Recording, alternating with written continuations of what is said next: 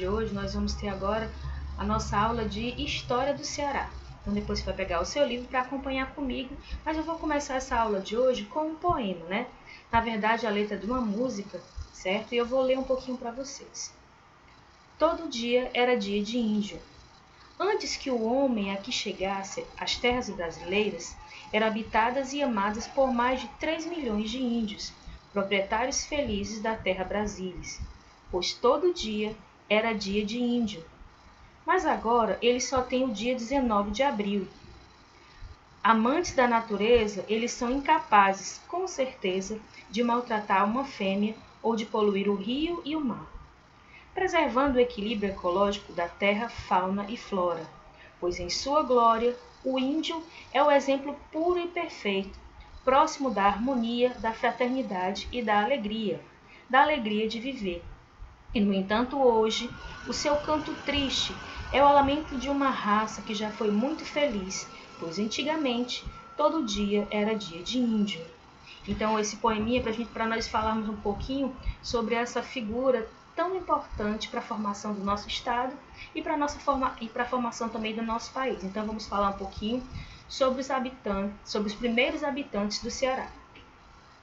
Então, vamos lá para o nosso slide. Nós temos aqui o mapa do Ceará, onde nós vemos aqui, em 18 municípios do Ceará, nós temos 14 povos indígenas, distribuídos ao longo de todo o nosso estado.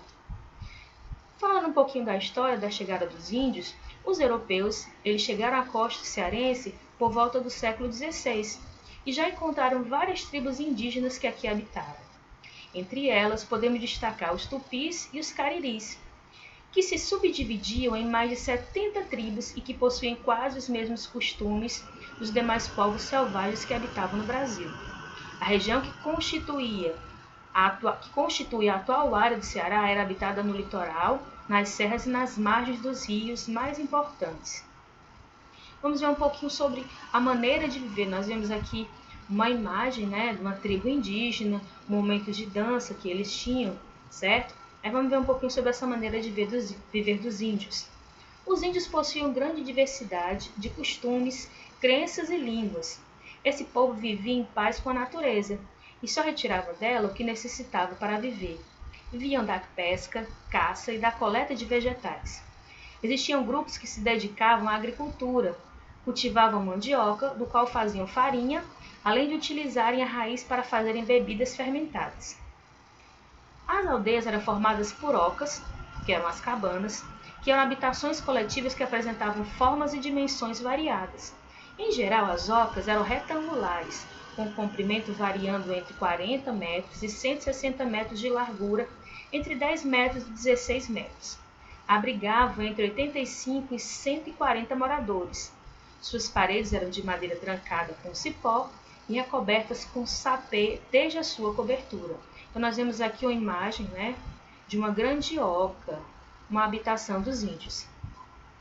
Cada tribo tinha um chefe que os conduzia em tempo de guerra e um cacique que era um líder natural que todos respeitavam e que organizava a tribo. Nós temos aqui nessa imagem um exemplo de um momento, né, dos índios, um momento de dança, que eles faziam aquelas danças de guerra, momento até também de celebrar a sua cultura. E hoje, as condições atuais?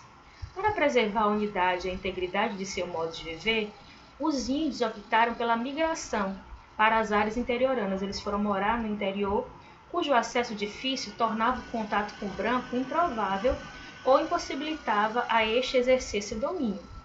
Essa alternativa, porém, teve um preço alto para as tribos indígenas, forçando-as a adaptar-se a regiões mais pobres ou inóspitas.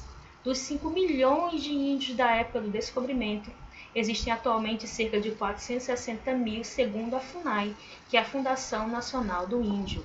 Isso em todo o Brasil, certo? Quando os portugueses vieram, realmente dizimaram uma grande quantidade dos habitantes que eram os donos dessa terra. Então, qual é o nosso papel hoje? Respeitar essa cultura indígena, né? Do qual nós fazemos parte. Então, vamos lá para o nosso livro para nós fazermos as nossas atividades. Beleza, galerinha? Até mais!